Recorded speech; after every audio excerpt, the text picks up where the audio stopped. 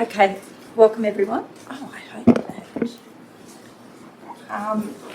We have apologies from Councillor And then- Jay Colton, Councillor Chris Matthews, Councillor Marilyn Dixon, and also Leah Daly. I did have it on my notes to welcome you, Michael, but Max Yeah. preempted it and welcome in any case. Can I have, we need a mover and a second for the minute. So moved. David Tickney. Yep, Now, that's passed. You got everyone in it? favour? Yep. Yeah. Yeah, that too. Confirmation of the minutes of the meeting held on the 30th of June 22 as circulated. Moved Tiffany. Seconded Curly. He didn't know he did it, but he did. Yeah. All agreement? Yeah. Okay. We've got two presentations in the confidential session relating to health matters within the Guayna Shire Council. Our Mayor and Councillor Matthews will be joining us for an internet discussion if we get the internet up and running properly on the two presentations. So that'll be happening about 1 o'clock. Or Yes, yeah, actually the Hunter New England Health District have had to pull out because of circumstances relating to a death in the family of one of the people and they have attending a funeral. So it'll only be the Rams meeting at 1 o'clock. Okay. Yeah. Calls for declarations of interest, gifts received and conflicts of interest. I'd love this to be the first meeting where someone says, I've got $110 and we have to make it official. No, none declared. Okay. So, communities, Officers reports, the community services. Lady. Yeah. so we're going to community services, who's going to do that? Community Services and Planning Committee recommendations from the 14th of July and also the, no, it's only that committee, yep. So recommendation, community service and planning recommendations, someone like to, well, that's good. That the reports be received, how's that go? Where are we at? Tiffany? Evening. Yeah. Everyone grants? Aye. Aye.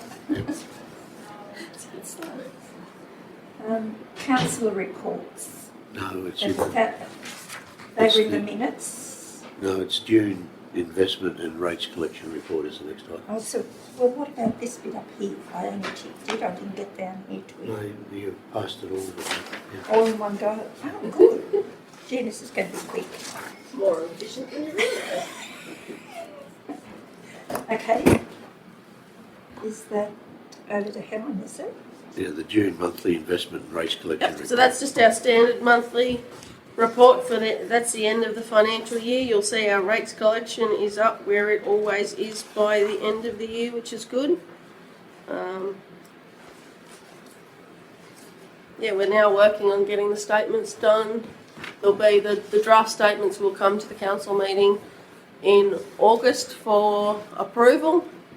But the auditors will be here in 3 weeks to go through them. So by the time you get them, they'll actually have been partly audited anyway. So, but I can take any questions anyone's got for the investment report. Madam Chair, Helen, that discretionary fund, the cash fund, that's not going to be stable at that, is it? It's going to be, No, that'll adjust Fluctuate once we pretty do all our solidly. end of year journals for yeah. now that we have to recognise our contracted liabilities and stuff. That will change. We just Yeah. And that should stabilise a little bit because we're not paying a lot of staff that out either, are we? That all comes out of that fund or not? Yeah, that will. No, we won't be paying. The biggest issue we've got, though, is all the cash that we've received. If it's for specific projects that we haven't spent it on, No, it yeah. has to be taken out and recognised as a liability rather than cash. Yeah, right. So, Which For you the next- told us before, like at So each for the next meeting. few years, unfortunately, it could look really good or look really bad, but it's all because of it being tied to different funding bodies. Excellent funding, yeah. And we did receive our financial assistance grant. We got 75% of that prior to year end, which has to be set aside as a liability. So Which you did warn us about at each meeting. Yeah. we're still working and doing everything we can to save as much money as we can. It's just timing at 30th of June is always tricky with big projects on the books. So Helen, that discretionary fund, that's ours, isn't it? Yes, No one can take that away from us. We can just keep adding to that. we can keep managing it as best we can, yes. So that's got your water, sewer and waste taken out of it. And as you'll see, waste fund has a lot of money in it, so does sewer. Water fund is slowly recovering. It would be good to get the water fund reserve up higher than it is, because if anything major goes wrong in water, it's an expensive process, so $900,000 won't go very far if we have a major. And that arrangement, we had to extend the sewage over there. Is that still Yes. tracking, is it? It is, in the budget, there's a $1.5 million loan, and the balance of it, although surprisingly, with the passage of time, the estimate has increased. Yep. We're in the process of drawing up the documentation to be able to go out to tender the entire job out, and then we'll be in a better position to know how much it's going to cost. But at the moment, with the loan and the reserves in the sewage fund, it should be able to be accommodated for. It'll easily be accommodated with. Yeah. So saying that the job itself somewhere around that $4 million job. It could be. Hopefully the tender, there'll be some competitive tenders. Just a quick question to Helen about interest rates on our money. Not yet, no. We haven't received No. any extra. Not really, because we're locked in with our interest rates through our term deposits. So as at the 31st of October, we won't be able to invest in T Corp anymore. At the moment, we still have money invested in T Corp. However, if you look at the managed funds on the first page, we don't have anything left in the medium term fund. We were actually losing money in that fund, and you can't invest in it anymore from 30th of June. So we pulled everything out of it and put it into the cash fund.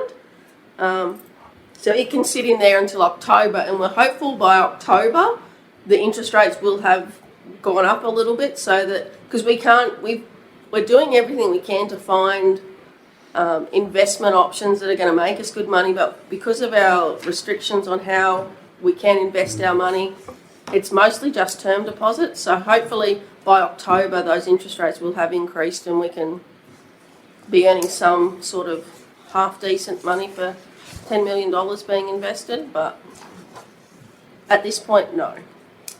So, question, Helen, so most of them are rolling there towards the end of next month. Yep. So how long will they roll for? We can determine that. We get the interest rates every day. Oh, yeah. And we can pick whether they're 30, 60, 90, a full year. We generally keep them pretty short because there's no great loss in continually rolling them all the time. The reason they're due for August is that anything we hold at 30th of June, if it's longer than 120 days, it's not classed as cash. So we have to keep it under. What does it become? Yeah. To still classes as a liquid asset, it's got to be under 120 days. Yeah, right. So, yeah. So when There's lots and lots of rules and regulations. so when the T fund, when it eventually folds, so Yep. where's that cash going to go to then? Back into a... So it'll end up being probably in a term deposit, which we'll probably split out to individual $1 million investments, so that if we do need the cash, we will have something rolling every month. Every year. And so we won't have breakage fees or any extra costs associated. We'll just have to manage it that way. The benefit of the T Corp was we could give notice by 12 noon on any given day and we'd have that money by that night. So we were right for the next day with no loss of or fees.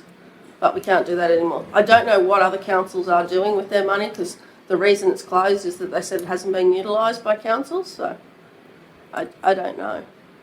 They obviously have funds that they can lock into high interest, long term investments that We're a little bit fluid at the moment in having to have cash for different things at different times that we can't really lock in for. For long periods. Yeah.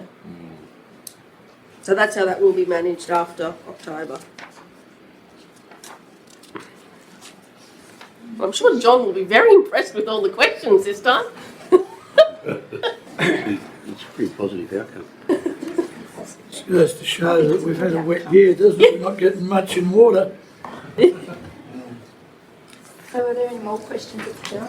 If not, could I have a mover and seconder? Yeah, Kath. All in favour?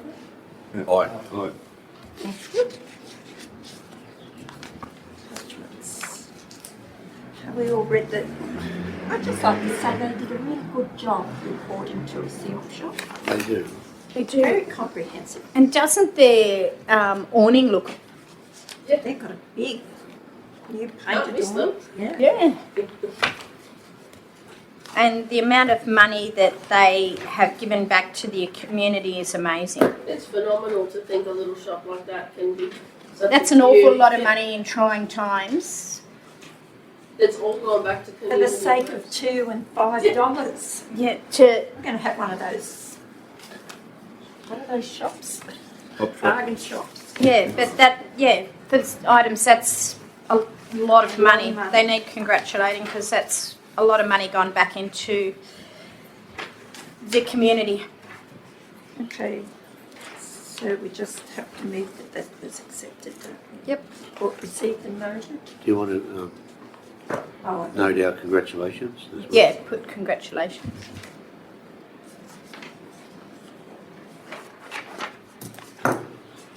It's a place that's brought a lot of people that would probably be locked up in their homes and not mixing. Either it's brought them together to be able to go out and socialise and have a purpose. They all feel like they have a purpose. They're obviously very busy in the shop though, because you think, $60,000 worth of sales in a year at $2 or $3, like that's a lot of transaction. Well, we went in there at the Orange Festival and you had a job to move. Yeah. So Tiffany, you moved that. Do I have a Yeah, I'll move seconder? that. You're Lyndon seconded. All in favour? Aye. Oh. Councillor superannuation. Important to remember, councillors can either opt in or opt out. The way you opt in is to give us your Okay. account details. The way to opt out is to do nothing. So, I gave my I've done mine. So if you haven't already, can you flick me a quick email with your super fund account details, with your member number, the fund, and it will be paid at the end of every month, along with your, so it's based on your allowance fee. It doesn't take into account your travel or any other reimbursements. It's your standard monthly fee, and you'll get 10.5% put into your super fund every month once that's filled out. But if you don't get it to me, the responsibility is actually on the councillors to get me those details. So we need an approval from council that we actually adopt that, because some councils have actually said they're deferring it for 12 months, and no councillors have said they want super for 12 months. They'll look at it again in 12 months' time. But you can adopt it, and then every individual councillor can make the decision whether they want it or not. So we need them. Yeah. yeah. I was actually happy when I went with mine and said, look, I'd just like to put some of my monthly allowance into it. Yep. So that's an additional. So what you get is your so monthly. once I do it, I lock the council into paying me, do I? Well, Or can't I just put some of my, yeah. So you can do that yourself. You can. oh, I've got to do it myself, oh, damn that, no, I'll just leave it where it is. Because we have to actually pay you that allowance. Okay, because I thought I could just get, Yeah, so this is, whatever your allowance is, it's a 10.5% superannuation payment on that allowance. You can opt in to have the full payment, a reduced amount, or none. It's entirely up to each councillor what they want to do. You just have to let me know what it is you want to do, and we'll get it sorted. but we can pull in and out any time. Well, I would imagine so. It's up to Let's just you. start it. Yeah. Oh, well, no, I'm talking about mine. I just wanted to put some of mine into it, and I thought you could direct pay rather than it going from You here have to do it here yourself. here. I read that before Yeah, too. as You have to as do a it type of yourself. salary sacrifice. I was trying to call it super. Yeah. It was in the documents, I think, the last lot. Yeah, Yeah. one of them. Unfortunately, the way the advice reads is that the payment is based on as if you were an employee, not that you are an employee. So I'm not sure whether Max knows either how the salary sacrifice works, because you're not technically employees. Well, we are as far as tax goes. Yeah. As far as, yeah. As far as superannuation goes, yes. I went in and to keep being able to put money into super, I had to use council as an employer. Yep. And they said, oh, we'll have to look into that. Yep. And I was allowed to use council as an employer to keep feeding money into super. So that's what this change is. They've said that, councillors are doing a job. That's why super's going to be paid on the allowance.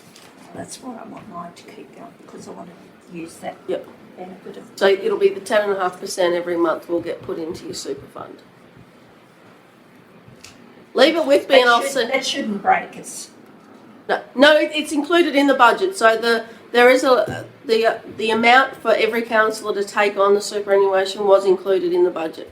So I have budgeted for all of the councillors to adopt it, but it's an individual choice. So the recommendation, Yeah. You want me? we have seconds. What we do over here, I think. Yeah, that's it. Okay. Spot on. Moved. Everyone's in favor, yes, sorry. Please, I just need an email before the end of the I month just read it. from anyone who hasn't already given their super details. I need an email by End the of end July or end of Yep. August? No, end of July. Tomorrow? Yep. Next day? Tomorrow. So that it counts for this month. Otherwise, if I don't have the details, it won't kick in till August. So I just mentioned something while Dementia's not here. Has everyone done their electoral thing? Because that's today too. I've got mine. I think Casey was going to bring them in, wasn't she, today? Yeah, I've got it here. I thought so. Okay, well, I rang Casey and she said she'd have them here for us to sign Okay. today because As they're long due as we all today. know today's the deadline, yeah. Okay, You want to do council reports? we'll have to do something because we can't do something. Oh, we can find What are it. you in there, Catherine? I've got a running sheet thing. Oh, All right, so we'll go to council reports on this page. End of this page, Tiffany. I don't think I've got any. Actually, on a positive note, I was just, when I was walking down the street to get our coffees, a couple pulled me up who were going to a sale in Warialda to congratulate us. An older couple. What a beautiful, friendly town we had. So that's a nice positive thing for this morning. And while they were talking, they had 4 people talking Yeah. to them and they just couldn't believe it. Yeah, they said how friendly it was. So yeah, I think we've had a meeting since we talked about the Orange Festival. That was at the last Yep, meeting, we wasn't did it? that. So we congratulated Georgia and her gang on that. No, I haven't got anything else in this meeting anyway. I've just had an verbal approach, and I've asked him to put it in writing from David Jerd, who said that in 2027, which is a long way down the track, but it's 200 years since Cunningham came through the area, and would be time to start putting something appropriate to recognise that fact.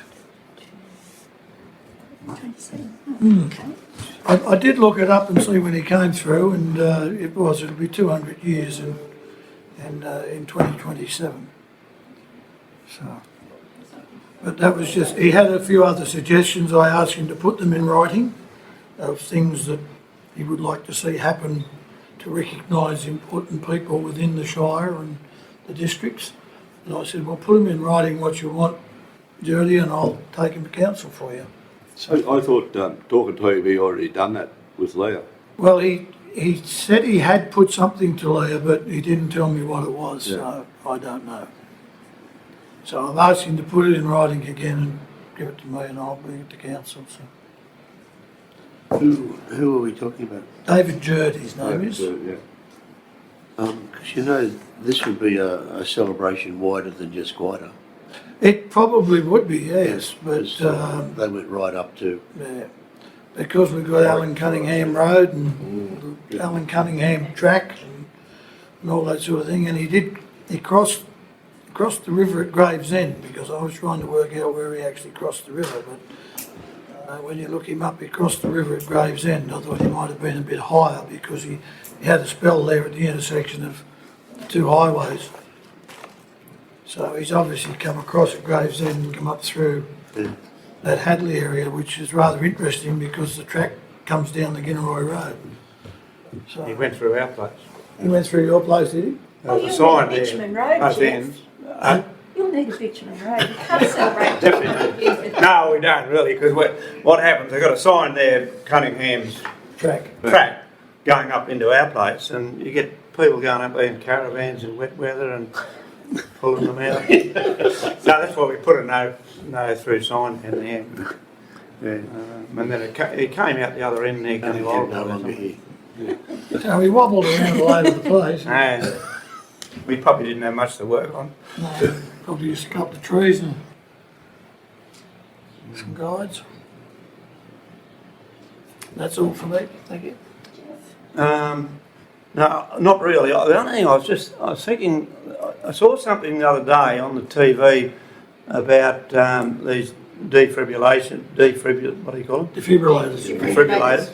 And I was hoping Chris might have been here today, but I'm just wondering whether, I've never had to use one or seen it, but it makes you, how many people know how to, They actually, Operate. they talk you all the way through it. do they? Yeah.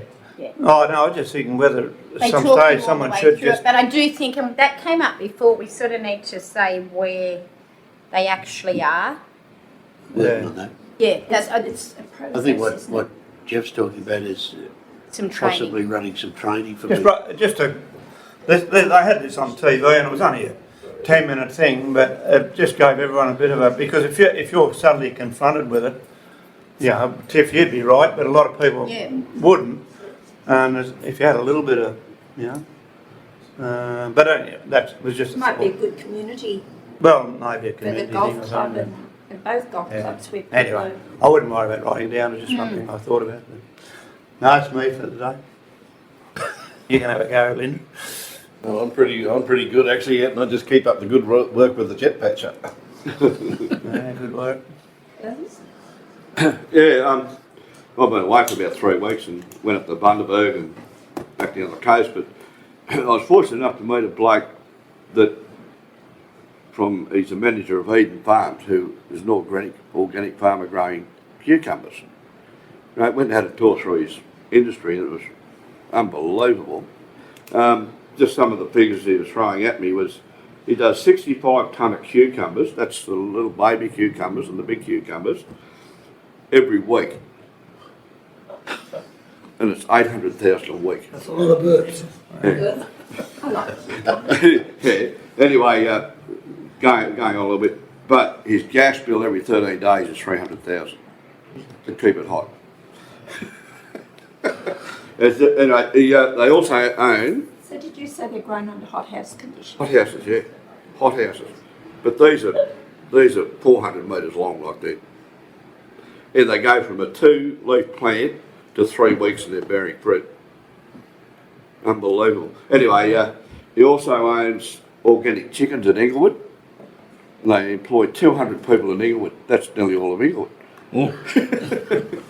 And they got feedlots and Christ knows what. But he was very interesting to talk to, and I said, you're looking for other areas to go to, and he said, well, we've just sold 2 big areas, 2 big, and blokes want to grow capsicums and all that type of thing, go away from the cucumbers. But I said, well, keep in touch with it, because we got land, we got water, we got plenty of sunshine, so if you're interested in having a look at it at any time, come down. What's his name? Eh? What was his name? His name was I'll tell you who he was. The name of the company is Eden Farms at Bundaberg. They go under the name Baby Cucumbers. And his name was...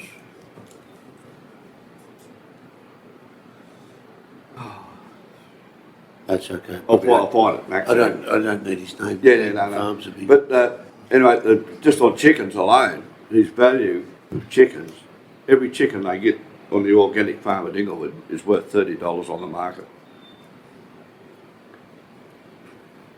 So massive. Anyway, that's okay.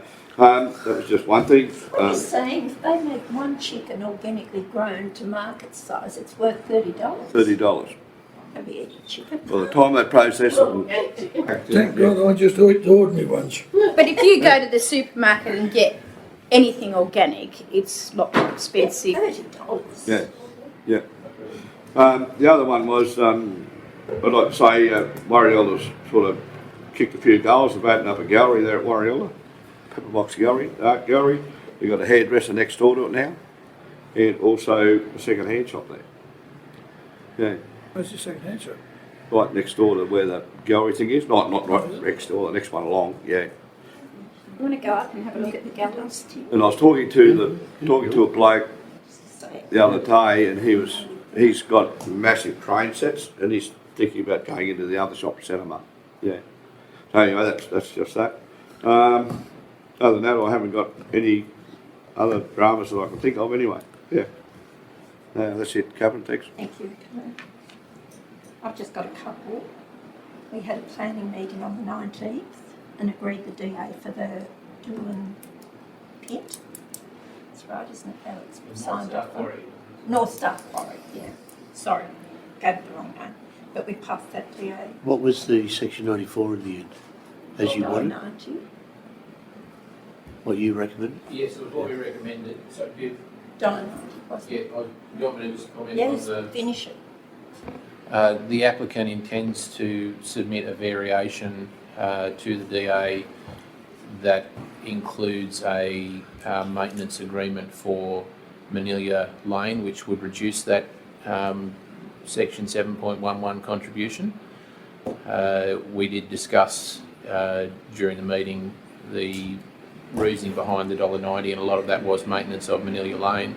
However, due to their desire to be servicing Inland Rail as quickly as possible, they were happy to accept the $1.90 temporarily, but hopefully into the future as well. That's a very cool. Yeah. They just melted, didn't they? Then we met on the next day, on the 20th, with Austin Mining from Ashford. They're looking at the coke coal and they want to go via North Star Inland.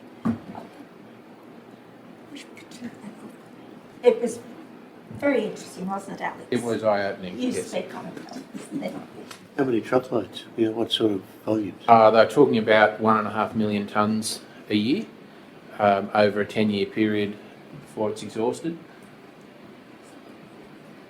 From Ashford. From Ashford, and their proposed haul route was coming into North Star from Geta Road. Right, yeah. They've got an awful lot of work to do before that becomes a reality. And heading south, it wasn't to go north, was it? They That's want to go correct. back down through the Getting into Hunter. Newcastle was... So they're going to take coal to Newcastle. Sorry, which way is that? Going from North Star then to Warriella? No, going from Ashford across to North Star to get onto the rail network. Bruxner. and- Would they use the Bruxner, would they? no, Geta No. Road was the proposal. If Ashford, how are they going to get from Ashford to the Geta Road? Um, Yetman, isn't it? Go, They'd have to use the Bruxner, wouldn't they? No, Yetman. no. The It's the through haul Yetman, route I think it was. They have to across go to- local come roads down in to Inverell Shire. have you got any text? I'll find the map. Go to Yetman, isn't it? You'd have to go to That's the other way to Get to the whole of the high on the Yeah, Buxton and go around that way. And then up They from- headed immediately west from Ashford. They didn't head north and hit the That's in Bruxner. Catherine. Oh, well, let's go through, cool. As long as we're not in the car with you going, Olive Catherine. Grove. Don't you, Find out why. don't you go and try and find it together. And don't take MASH either.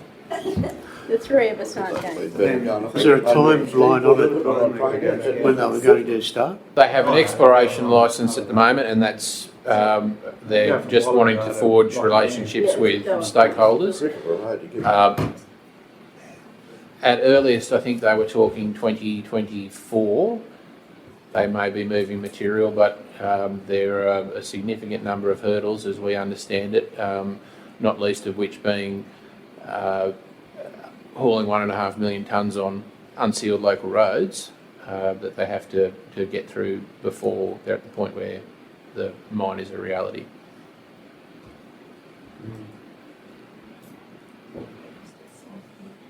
So where's it end up? Goes to Newcastle. Newcastle, I think, yeah. Why wouldn't they have went to Stanthorpe or Tenterfield and put on a train there to Brisbane? I can't answer that question. Well, they mightn't let, that's a passenger line, so they mightn't let. Got to go to Grafton though, Jim, haven't you? Eh? Got to go to Grafton, haven't you? Yeah. To get to Brisbane. Easy to come and stay off the mountain. Anyway, They it's mightn't a let train long the trip on bulk all trains on roads. those, that passenger line down there anyway. Yeah. So the route that they're proposing was Ashford across to Wallangra, and then Wallangra north across to the Coolatai Road, Coolatai Road north to Getageta Road, and then Getageta Road into North Star. Really? Yeah. Go to Rocky Dam. Yeah, Rocky Dam, precisely. So they're loading in North Star, Alex, is it? That was the proposal, but to give some context for how far away from reality this is, it requires the construction of an intermodal facility of some sort. And no land has been identified for that. Our view of the meeting was that it was very much a high-level meet and greet with the council. This is a possible development in the future.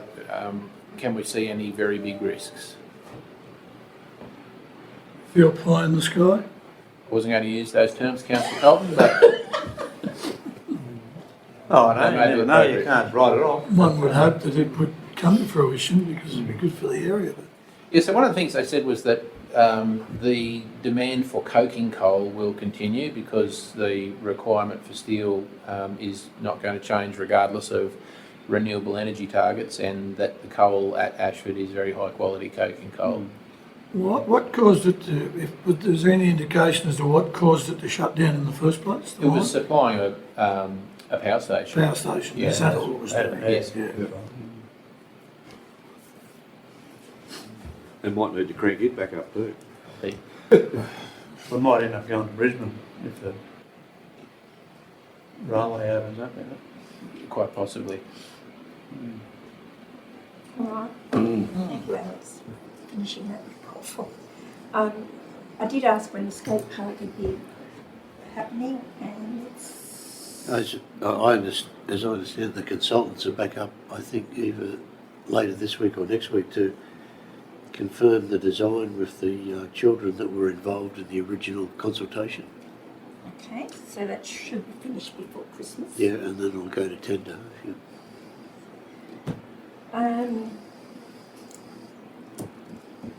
I've talked to you about this, Max, but I did say I was a bit disappointed in the promotion we did for getting our caravans up, and the ad that went in the paper, I thought we could have... Caravan parks. Yeah, caravan parks and pool operators. I thought we could have put a little bit more effort into that.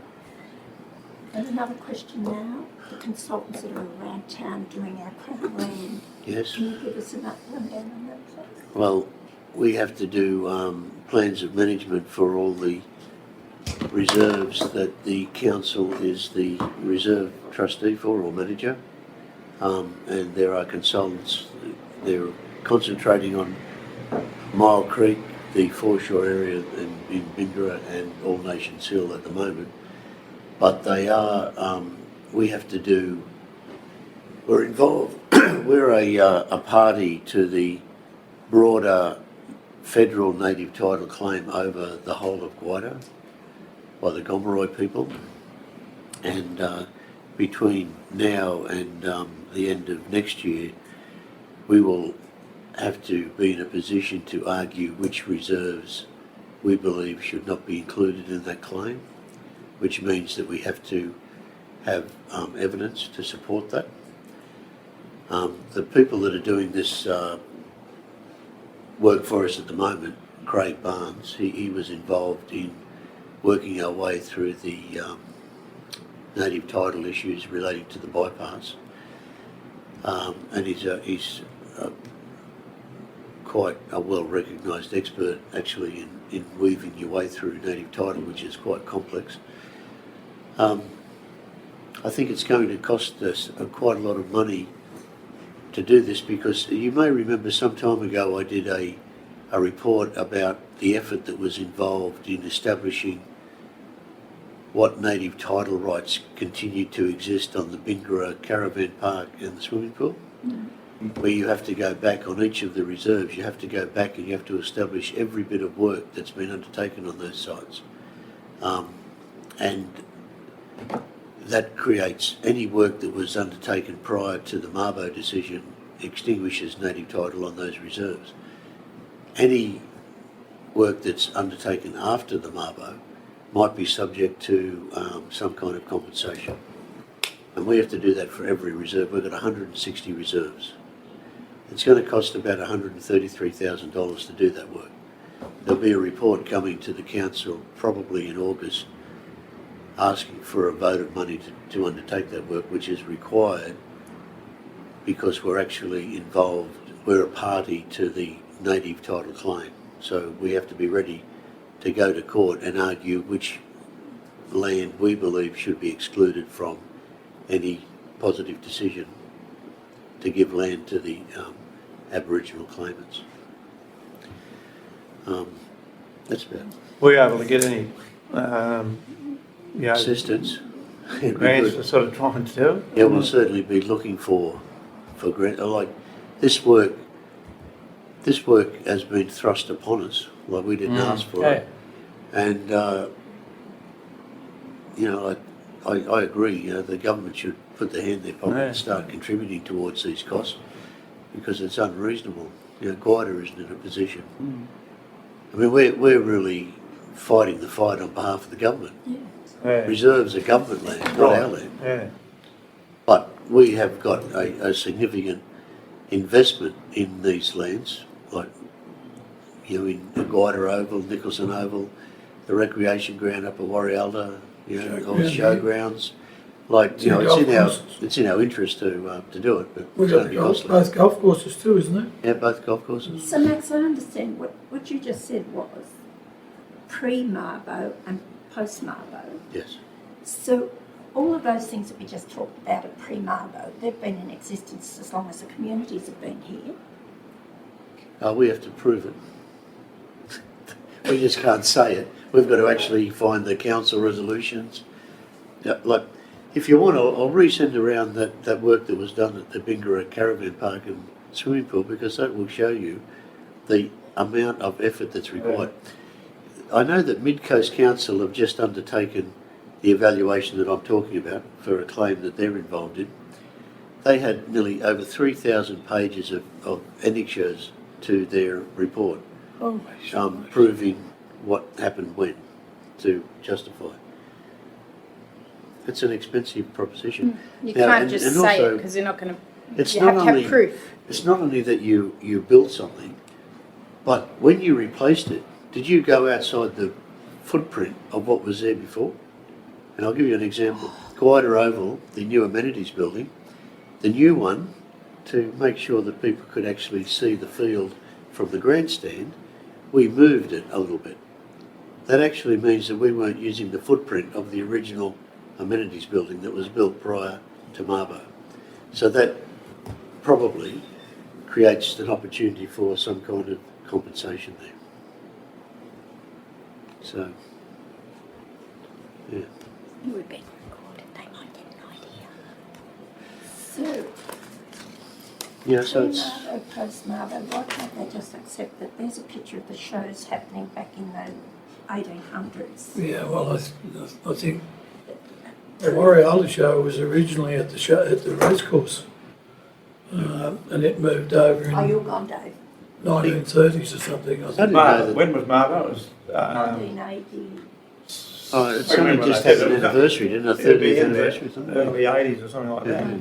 All these things were well before that. Yeah, yeah. Yeah. There's been, we've done a lot of work since then too. Yeah. We've done a lot Oh, of yeah. things on it. But, yeah, The whole thing is just all the unproductive bloody work we've got to do for everything when we've got so much practical work we've got to do. It just makes you It's wonder. very difficult. So just using showgrounds, all the stables that we've built, all those sort of things, post date, and we're going, oh, Fortunately for our showground, that'll be the problem for Crown Lands. Because we're only a trust. trust, yeah. I don't know, you'd want to make sure that the Crown Lands are acting in your best interest. I'll, Yeah, they're a bit. I'll talk to Michelle. Yeah. Actually, you're probably aware that the Land Titles Office has been privatised and sold, like to some company. I think it's Chinese. And we had a case just the other day where a parcel of land that was partially resumed by the Inland Rail, only a small parcel of land, and they paid $1,100 for it, I think. But the Land Titles Office issued the entire parcel of land to the ARTC that was worth $2 million. No capital gains or nothing like that. And one of our employees picked it up. It got through the entire processes, all that stuff. Like, it was so obvious to her that this can't be right. You don't get $2 million worth of land for $1,100. But why didn't someone else pick it up? There's a reason why things are in government hands and not private hands, because the bureaucracy is very good at following process and making sure that errors are reduced. You're not safe. Yeah. Should be. I've got another issue if I could All raise it. right, I'm finished, I've asked too many There's questions. the op shop, as you probably were aware, wanted to build a shed to assist in the sorting of the material for their shed, and they were using the old church thing in Cunningham Street, but they're trying to sell that church, so they were rationalising and trying to build it at the back. They do have an approval to build a shed, but it was classed as a Category 6 building, which means that you've got to have fire-rated walls and all sorts of stuff.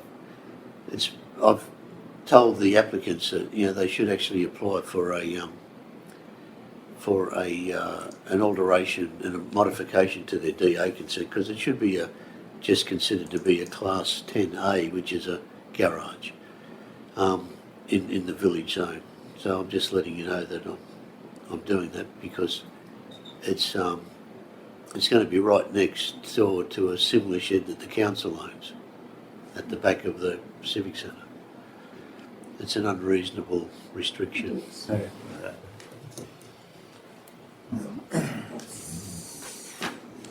That's the end of all our council reports.